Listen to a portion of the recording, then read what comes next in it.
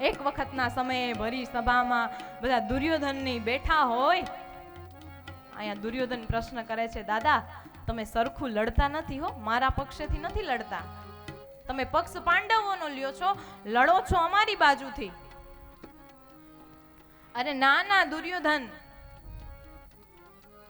એવું નથી, હું તમારી બાજુથી જ લડું છું. અને જો છતાં પણ તમને શંકા થતી હોય ને તો આજ તારા પત્ની ભાનુમતીને મારી છાવણીમાં મોકલજે. હું એને એમ કહું ને કે સૌભાગ્યવતી ભવ, પછી આ દુનિયામાં કોઈની પણ તાકાત નથી કે આ દુનિયામાંથી કૌરવોને મારી શકે.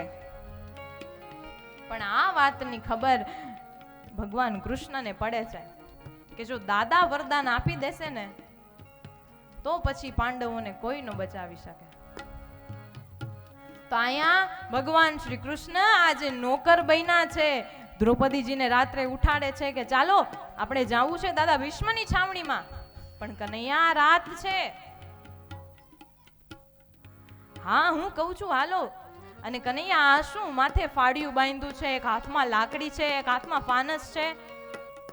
અરે દ્રૌપદી, આજે હું તમારો નોકર બન્યો છું.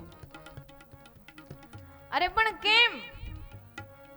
અત્યારે એ વાત કરવાનો સમય નથી, તમે હાલો આપણે દાદાની છાવણીમાં જાય. અને દાદાની છાવણીમાં જાય, સૈનિકનો પહેરો હોય. સૈનિક પૂછે કોનું કામ છે, અત્યારે કેમ આવ્યા છો? ત્યારે સૈનિકને દ્રૌપદીજી એમ કે દાદાએ બોલાવ્યા છે. દાદાએ બોલાવ્યા છે તો જાઓ.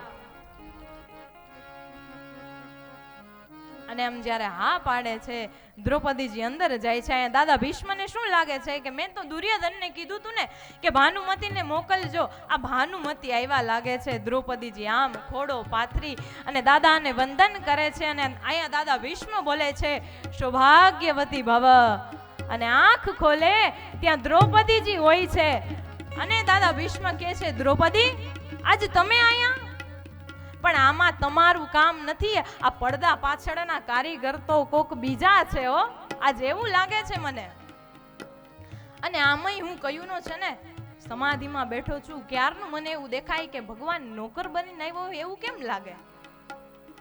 અને ઈ બહાર જાય ત્યાં તો ભગવાન એક હાથમાં લાકડી, બીજા હાથમાં ફાનસ. ભગવાન અહીંયા ઊભા છે. દાદા ભીષ્મ એના માથા ઉપરથી આમી કપડું લઈ અને જોવે ત્યાં તો સ્વયં દ્વારકાધીશ. આ દ્રૌપદીજીનું કામ નહોતું, આ સ્વયં દ્વારકાધીશનું કામ હતું.